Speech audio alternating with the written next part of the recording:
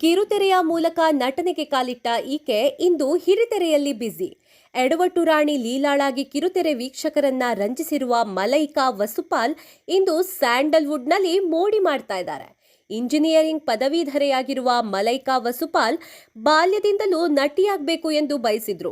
Hitler ಕಲ್ಯಾಣ ಧಾರಾವಾಹಿಯ ಲೀಲಾ ಆಗಿ ಕಿರುತೆರೆಗೆ ಪಾದಾರ್ಪಣೆ ಮಾಡಿದ ಈಕೆ ಮೊದಲ ಧಾರಾವಾಹಿಯಲ್ಲಿಯೇ ನಾಯಕಿಯಾಗಿ ಕಮಾಲ್ ಮಾಡಿದ್ರು.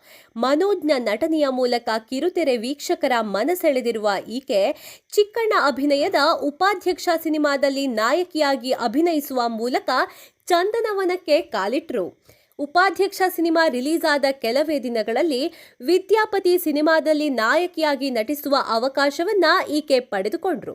ಡಾಲಿ ಧನಂಜಯ್ ನಿರ್ಮಾಣದ ವಿದ್ಯಾಪತಿ ಸಿನಿಮಾದಲ್ಲಿ ನಾಗಭೂಷಣ್ ಅವರ ಜೊತೆಗೆ ಮಲೈಕಾ ನಾಯಕಿಯಾಗಿ ಕಾಣಿಸಿಕೊಂಡಿದ್ರು.